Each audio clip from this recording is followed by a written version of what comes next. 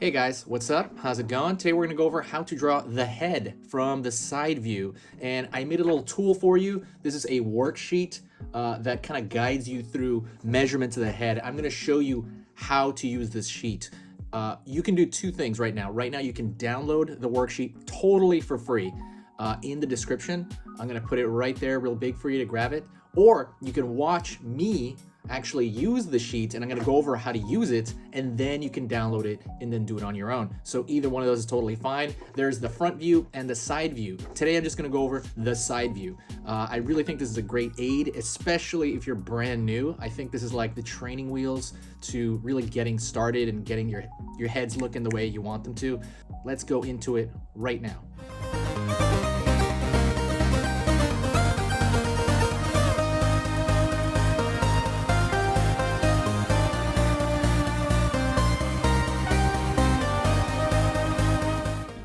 Okay, this is how it prints out. And so I'm gonna go over kind of how I use this. What this is for, it's a framework. So to draw your average head, you will need to follow some measurements, and then you change it up based on who you're looking at. And that's how you customize it to people.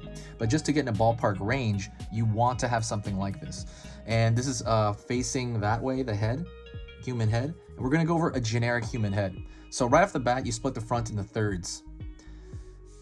That's a great kind of landmark right here. The hairline to the chin. So let's go over the brow right here. I wrote that down. So the brow is right above the eye. So let's just say we have our eye over here. Right? And then we have our brow, which is kind of the top part, the bumpy part above your eye, above the eye socket. Gonna pull forward. I'm gonna have actually the nose kind of pass through this box here. And so then right here is the base of the nose.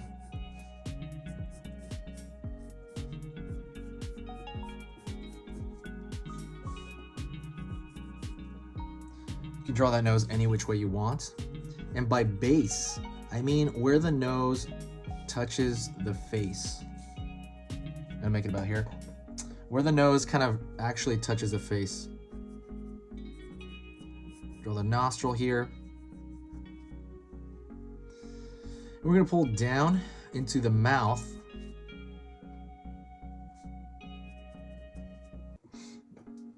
And what I decided to end up doing was, so halfway between the base of the nose and the chin, about halfway I put this line here. And that line is going to represent, sorry, the computer's making noises. That line is going to represent kind of where the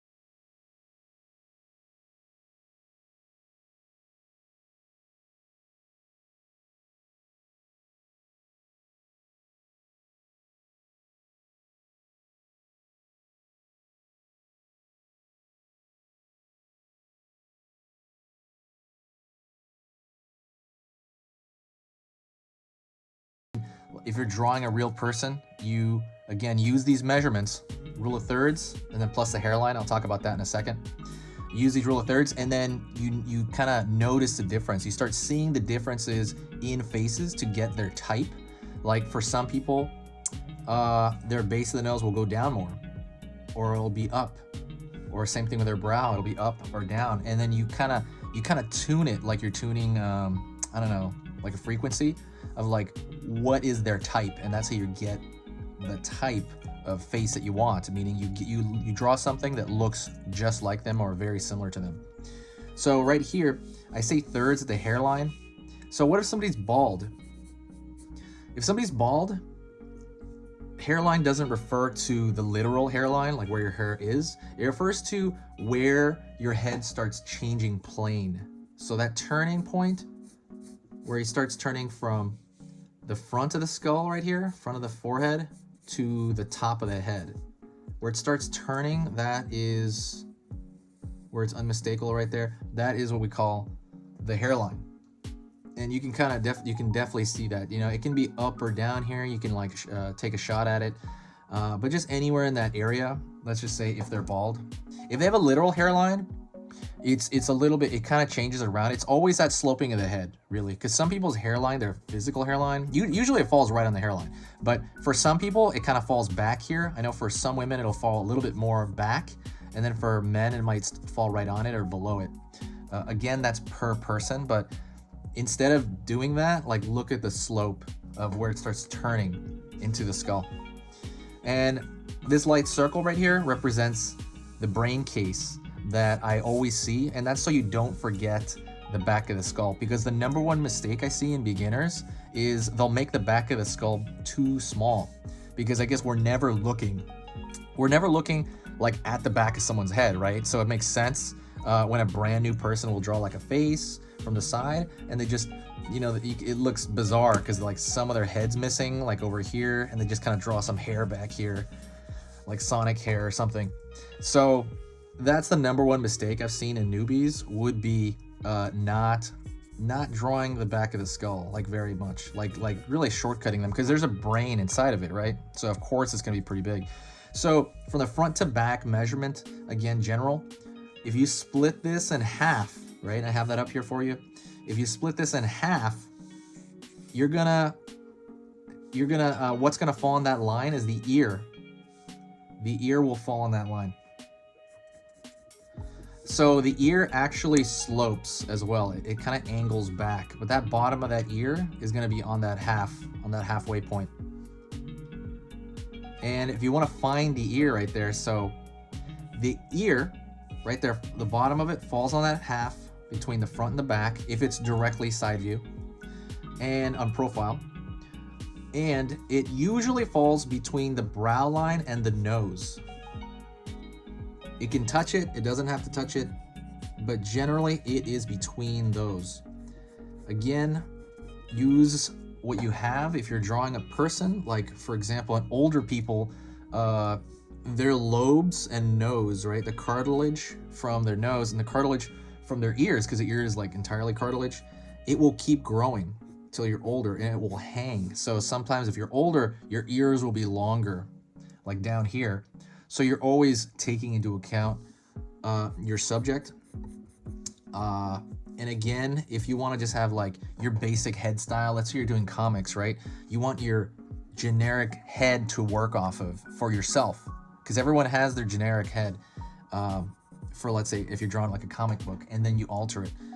This is really the way you do it, is kind of remembering this stuff. And this stuff becomes, it's very simple, by the way. This stuff is something you can ingrain very easily. I'm not gonna go over specific parts of the ear. Like I said, this isn't about that. This is about just using the worksheet. For specific parts of the ear, I have other videos. I can either link them at the bottom, or you can check out my programs on Skillshare. I talk about that. And other videos, I'm gonna link kind of whatever resources you need for that. But right now we're just going over the sheet. And the most important thing is the measurements. The reason that's the most important thing, I would say learning the measurements is more important than learning the features really well. I mean, of course you have to learn the features really well, but first thing would be proportion. Because if you drew a pretty good ear or a pretty good nose, but it's like completely in the wrong place, let's just say this ear is like back here or all up in his eyes or something, like, you know, it's an extreme example, it's gonna be not good. It's gonna be much worse than, let's say, the ear is drawn okay and it's in the right place. because the placement is predominantly the first thing, but proportions always the first thing. And then you get better and better at drawing certain features.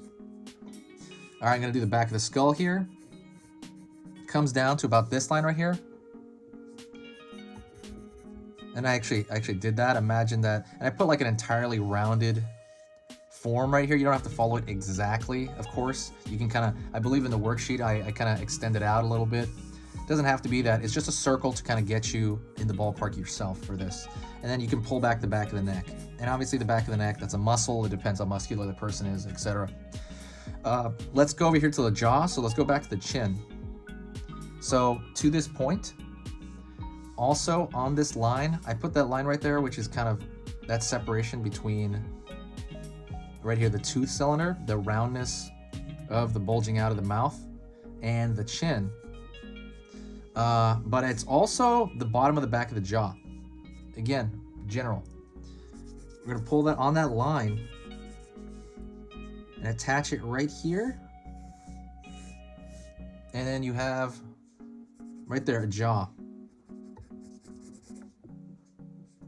Then pull this line back because here's another common mistake in profile view. People need to eat, right? And they swallow and they have an esophagus. So when you draw this back right here, the bottom of the chin, don't just draw his neck like right here. That's gonna look bizarre. He has to have, or she has to have, essentially that bottom part of your mouth. It's not like a double chin. It's just like your chin, under your chin, there's skin, because when you eat something, you kind of have it in your throat, and you have to process it down. So don't forget like in the chin, don't forget this bottom part right here. You're basically your esophagus, and then it goes down to your neck. You can go off this grid right here, draw the Adam's apple if it's a guy, and that's pretty much it right there. And on the worksheet, I draw like a little bit musculature on the neck.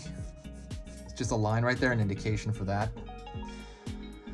So that's pretty much what you use it for in terms of measurements. That's kind of what it's meant to do. This is meant to kind of ingrain this in your mind, because after you do this, you're gonna, remember this a lot more than if you didn't. So I always have these little worksheets. Myself personally, I actually put this on my door, and I would say that would really help you. Just kind of remember it. Really easy though, half and half, thirds with that little extra. So right here is the thirds, that little extra, the tilting ear, the line right here for the back of the jaw. And I guess this straight line right here can work for this back portion of the jaw as well. So that's your generic head.